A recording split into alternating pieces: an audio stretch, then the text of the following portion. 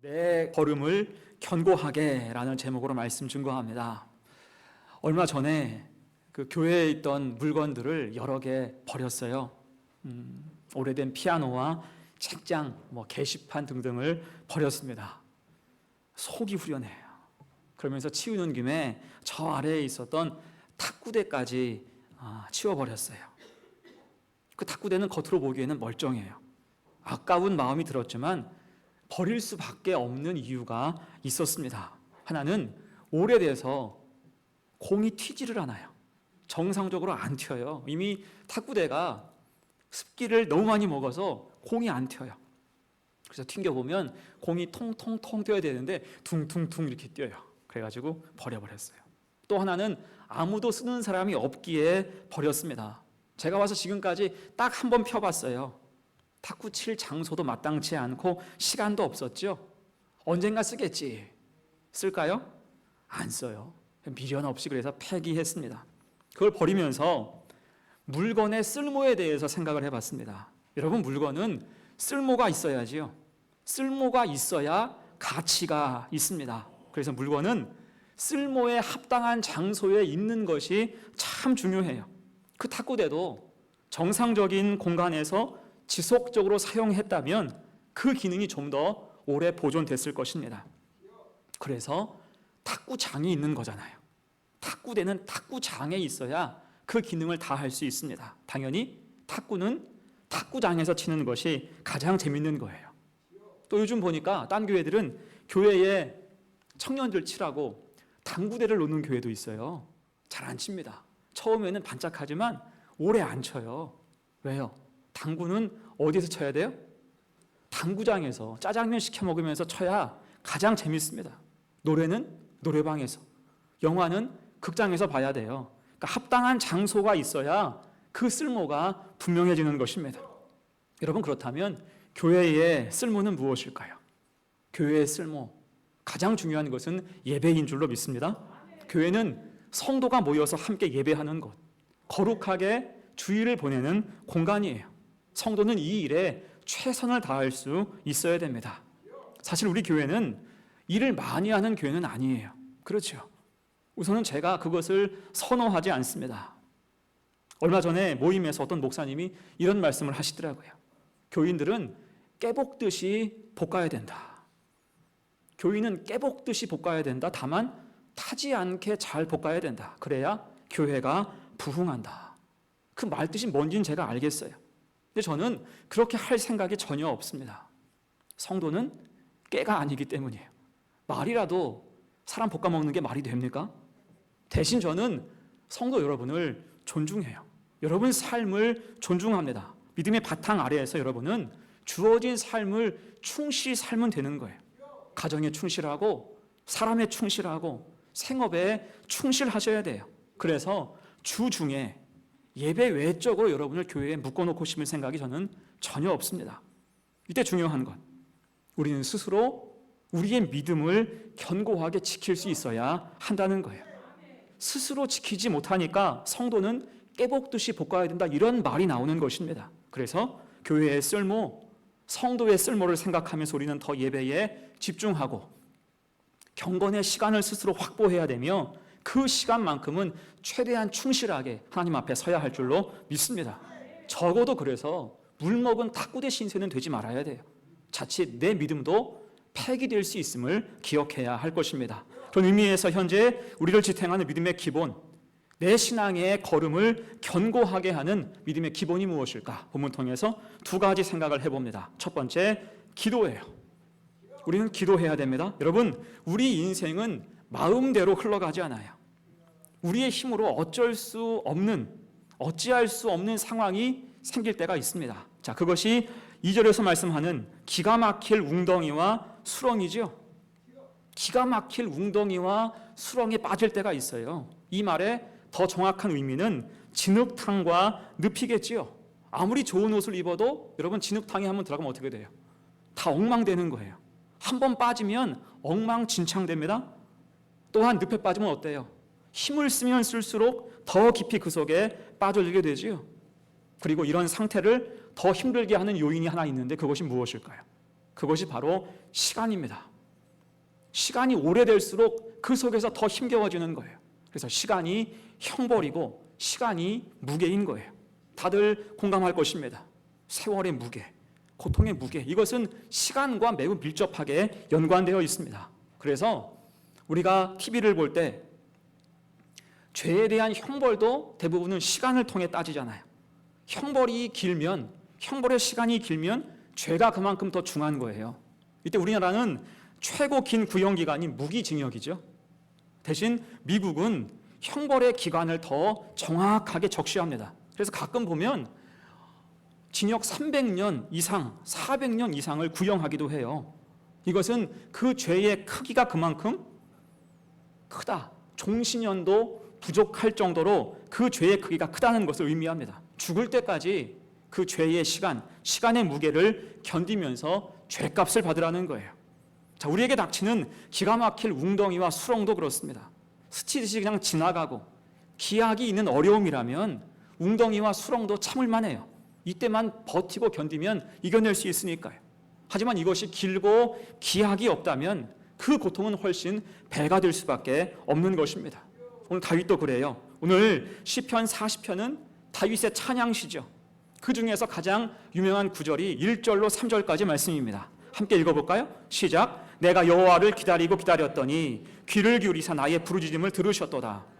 나를 기가 막힐 웅덩이와 수렁에서 끌어올리시고 내 발을 반석 위에 두사 내 걸음을 견고하게 하셨도다.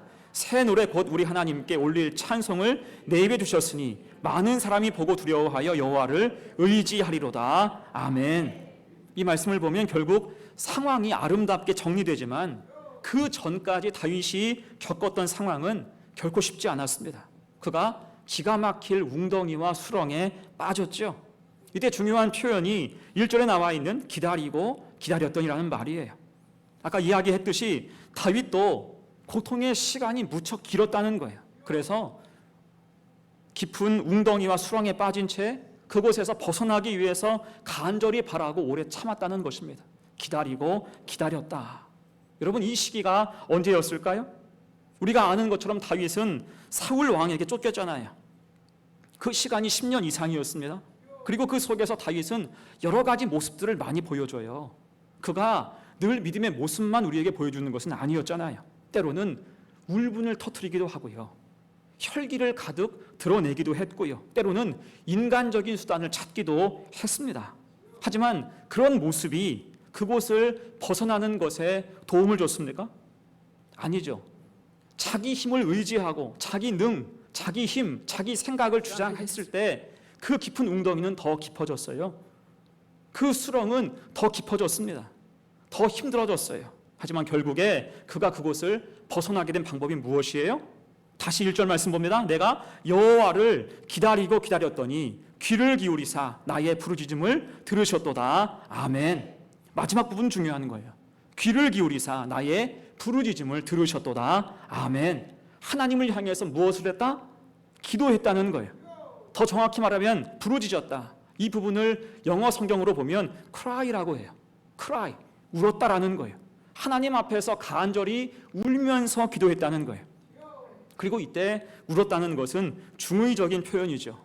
그 자체로 하나님을 향해서 간절히 눈물로 호소했다는 의미이기도 하면서 하나님을 기억하지 못한 채 세상 방법을 사용했다가 곤경을 겪은 후에 울며 회개했다는 뜻이기도 합니다. 그럴 때 결국 하나님이 그를 붙들어 주셨어요. 왜요? 하나님은 우리의 기도에, 특히 부르짖는 기도에 귀를 기울이신 분이시기 때문입니다. 결국 다윗 본인의 능으로도 못하고 힘으로도 못한 그 일을 누가 하신 거예요? 하나님의 은혜로. 그가 하나님의 은혜로 구원받게 되었습니다. 여러분, 실제로 다윗이 잘해서 그가 사울을 대체해서 왕이 된 게 아니잖아요. 하나님이 세우셔서 왕이 된 거예요. 사울과의 교체기 부분을 읽어보면 다윗도 아주 엉망이었어요. 여러 가지 문제들이 있었습니다. 하지만 하나님이 다 덮으시고 그를 세우셔서 왕으로 삼으신 줄로 믿습니다. 그래서 여러분, 다윗이 고백하는 핵심이 뭡니까? 나는 답이 될 수 없다는 거예요. 내가 답이 아니라 누가? 하나님이 답이 되신다는 것입니다. 그러니까 하나님을 잊지 말고 굳게 붙잡고 깨어 기도할 것을 권면하는 거예요. 여러분, 그래서 누가 기도할 수 있습니까? 상황이 나로 하여금 기도하게 하는 게 아니에요, 여러분. 여러분, 상황은요, 그 상황 때문에 나를 흔들 가능성이 큽니다. 상황이 나를 쥐고 흔들 수 있어요.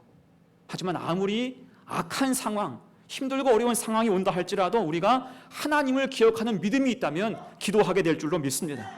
그 기도가 나를 살릴 수가 있는 거예요. 제가 예전에 감명 깊게 읽었던 책 중에 이미 고인 되신 장영희 교수가 쓴 수필집이 있어요. 정말 따뜻한 글로 가득해서 많이 읽었던 기억이 있습니다. 그 중에 한 토막을 소개한다면 그는 어릴 적에 앓았던 열병으로 인해서 소아마비 장애를 갖게 됐어요. 하체를 전혀 쓰지 못합니다. 당연히 그 또래 아이들이 자주 했던 술래잡기, 고무줄놀이 평생 해본 적이 없습니다. 유일하게 친구들과 할 수 있는 놀이가 공기놀이였대요. 근데 매번 공기놀이를 할 수 없으니까 때로는 마루에 앉아서 친구들 노는 모습을 우두커니 지켜보는 게 전부였겠죠. 그러다가 하루는 마루에 혼자 앉아 있는데 마침 엿장수 아저씨가 쩔그렁 하면서 골목을 지나가고 있었어요. 쓱 지나갔는데 그 아저씨가 저만큼 가더니 다시 돌아와서 깨엿 2개를 주면서 이분한테 이야기를 합니다. 괜찮아. 한마디예요. 괜찮아. 그때는 뭐가 괜찮다는 건지 몰랐다는 거예요. 돈 없이 깨엿을 받아서 이것이 괜찮다는 것인지 아니면 장애를 안고 살아도 괜찮다는 것인지 그 말의 정확한 의미를 몰랐대요. 다만 그때 그 말이 참 좋았고 평생 그 말을 가슴에 품고 살게 되었대요. 괜찮다. 괜찮아. 자, 그렇게 성장하면서 그는 영문학을 전공했고 미국으로 유학을 가서 몇 년 동안 논문을 쓰게 돼요. 힘들게 과정을 다 이수하고 논문을 다 작성한 후에 이제 제출할 날이 가까이 왔는데 하필 그가 집을 비운 사이에 도둑이 들었어요. 문제는 그 논문도 같이 사라졌다는 거예요. 지금처럼 컴퓨터로 워드 프로세서 치는 그런 시절이 아니죠. 수기로 다 쓰던 시절입니다. 그래서 다 쓴 논문을 가방 속에 잘 넣어놨는데 그것이 묵직하니까 돈인 줄 알고 그것을 가방채로 도둑이 다 짚고 도망간 거예요. 여러분, 이분이 어떻게 됐을까요? 그 사실을 알고 몸져 눕게 되었죠. 장애 있는 사람이 엉덩이에 종기가 날 정도로 숱한 밤을 새우면서 쓴 논문인데 그것이 사라졌으니 얼마나 낙심이 됐을까요? 전 이 부분이 너무 공감이 돼요.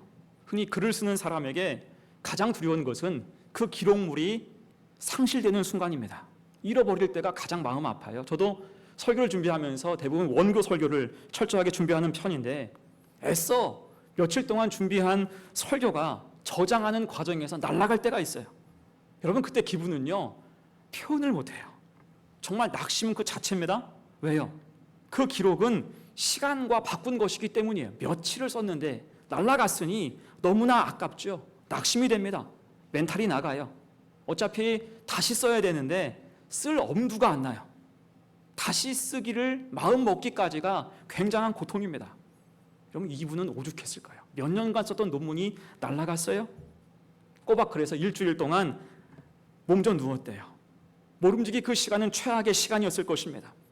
그러다가 아침 햇살이 창문 틈으로 들어오는데 그 모습이 너무나 아름다워서 그때 하나님을 기억하게 되었대요. 연약한 나의 이 상황 속에서 어둠 속에서 낙심하고 지쳐있는 나의 모습에 햇살이 비춰지니까 거기에서 하나님이 생각난 거예요. 아, 이렇게 힘든데 하나님은 나에게 오늘도 새 날을 주시는구나. 그래, 이렇게 된 것도 하나님의 뜻일 수 있지. 그리고 기도를 했더니 기도할 때 어릴 적 엿장수의 말이 불현듯 떠올랐대요. 괜찮아. 다시 하면 되지. 괜찮아. 결국 그는 그 길로 펜을 다시 들게 되었답니다. 여러분, 어떻습니까? 이 얘기는 힘겹게 깊은 웅덩이와 수렁에서 빠져나오는 장면이에요. 그 상황 자체는 그로 하여금 일주일 동안 알아눕게 만들었고 낙심하게 했지만 결국 그를 침대 밖으로 끌어내고 책을 펴고 다시 펜을 잡게 한 것은 소중한 기억 때문인 거예요. 누굴 기억하는 것? 하나님을 기억하고 기도하며 그가 받았던 따뜻한 격려를 생각한 것입니다. 결국 이분은 1년간 꼬박 다시 논문을 썼고요. 논문 표지에 이런 글을 남깁니다. 내 논문 원고를 훔쳐가서 인생에서 가장 중요한 교훈, 다시 시작하는 법을 가르쳐준 도둑에게 감사합니다. 이 글을 쓰면서 논문 제출을 마무리했다고 해요. 여러분, 그래서 절망에서 일어나는 법, 다시 시작하는 법이 무엇입니까? 상황을 뚫고 하나님을 기억하는 것인 줄로 믿습니다. 어떤 상황이 내 앞에 있든지 간에 그 상황을 뚫어내고 하나님을 기억하고 붙들 수 있는 것, 간절히 기도하는 것, 여기에 실마리가 있음을 믿습니다. 여러분, 그래서 하나님은 우리 인생의 거중기가 되세요. 크레인 되시는 거예요.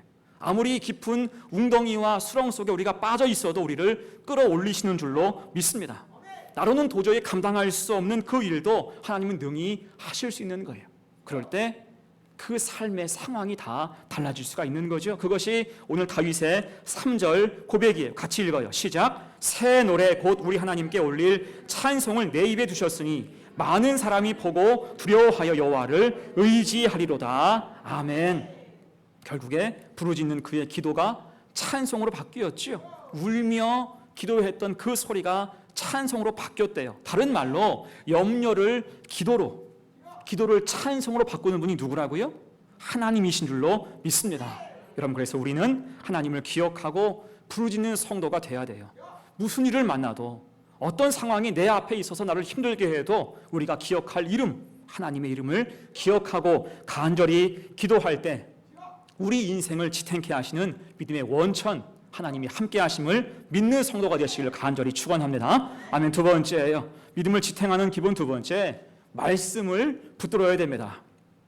자, 이런 말이 좀 이상하지만 세상에는 기도가 많아요. 세상에는요, 기도가 참 많습니다. 이때 기도는 마음에 종교심이 있는 사람들은 다 할 수 있습니다. 그래서 불상 앞에서도 기도하잖아요. 108배. 그게 기도예요.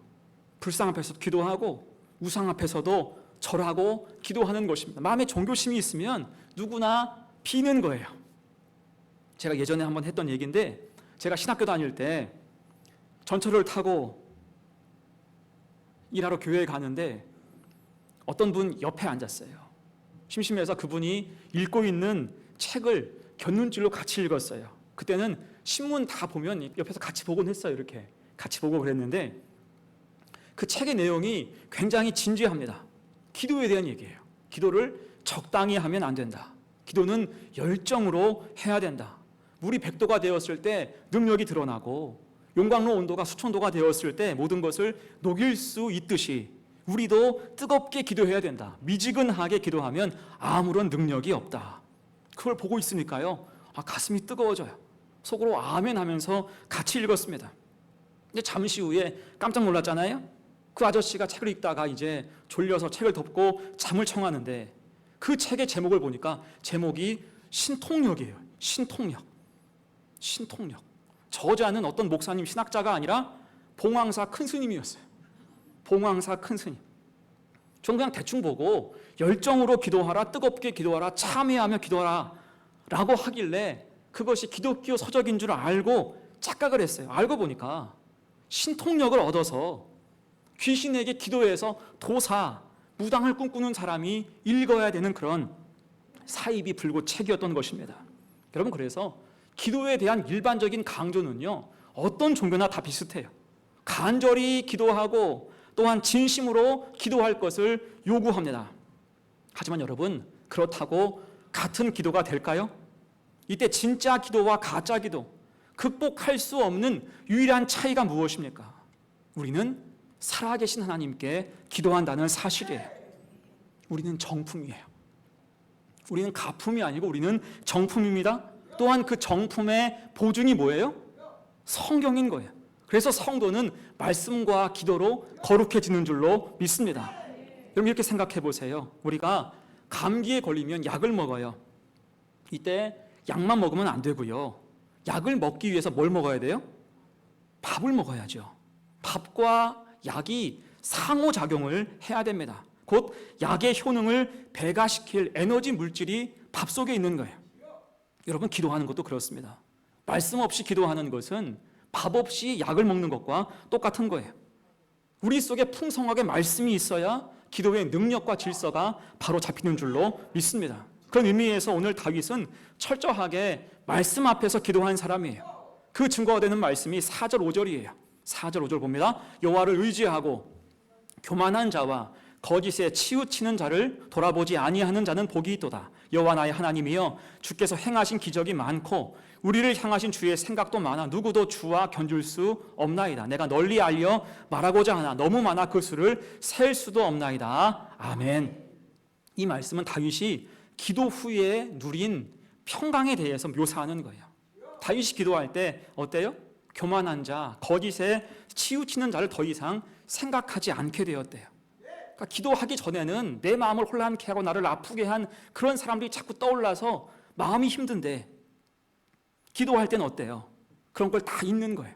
신경 끄고 평강이 임하는 것입니다. 하나님만을 생각하니까 가득하게 그 위에 평강이 부어지는 것입니다. 어때요? 한마디로 하나님을 확신하는 거죠. 확신할 때 세상과 나는 간 곳이 없고 구속한 주만 보이는 은혜가 임한 것입니다. 여러분, 이것이 기도하는 자가 누리는 평강인 줄로 믿습니다. 다만 문제가 있죠. 간혹 이 마음이 일시적일 때가 있다는 거예요. 기도할 때만 이 마음이 반짝이고 오래 못 가는 경우가 있다는 것입니다.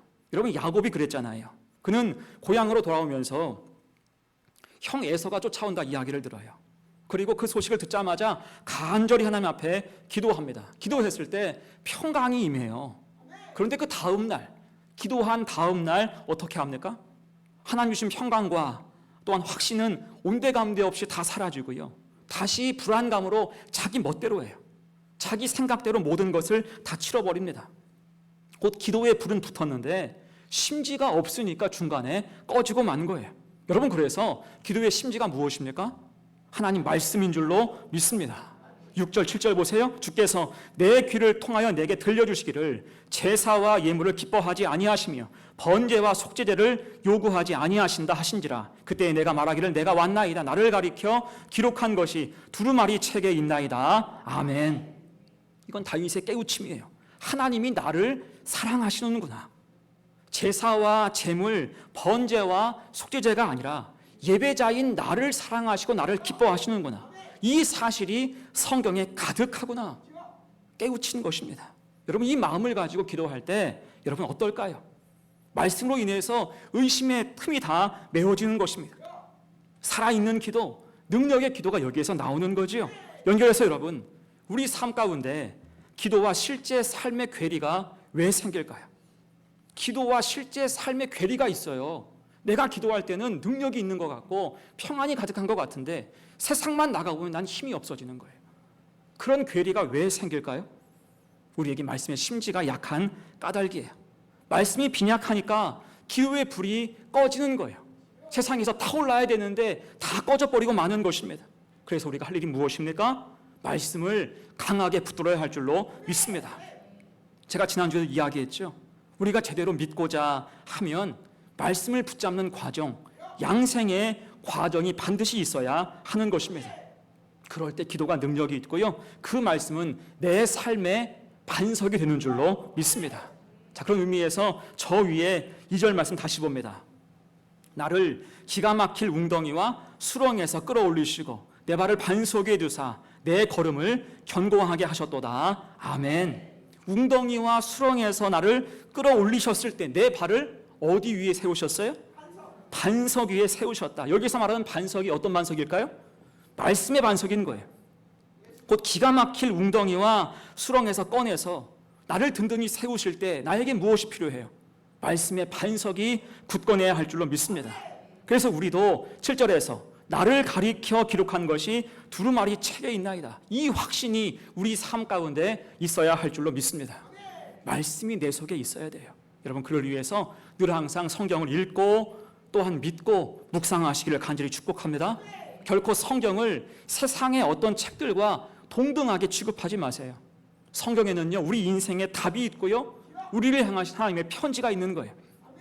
그 말씀에 귀를 기울이고 펴서 읽기 시작할 때, 진중하게 묵상하고 읽기 시작할 때 하나님은 우리 인생 모든 문제와 고민에 대해서 말씀을 통해서 구체적인 답을 주실 줄로 믿습니다.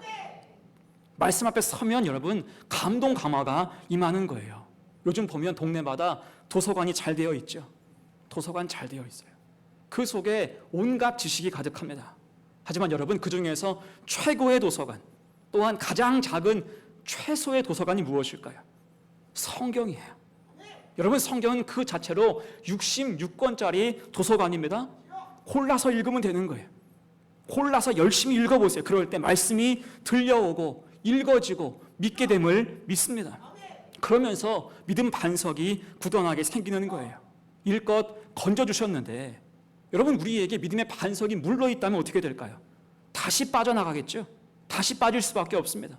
그래서 우리에게는 말씀으로 인해서 굳건한 믿음의 반석이 있어야 하는 것입니다. 거기에서 우리의 믿음의 걸음은 견고해지는 거예요. 웅덩이와 수렁을 피할 수 있습니다.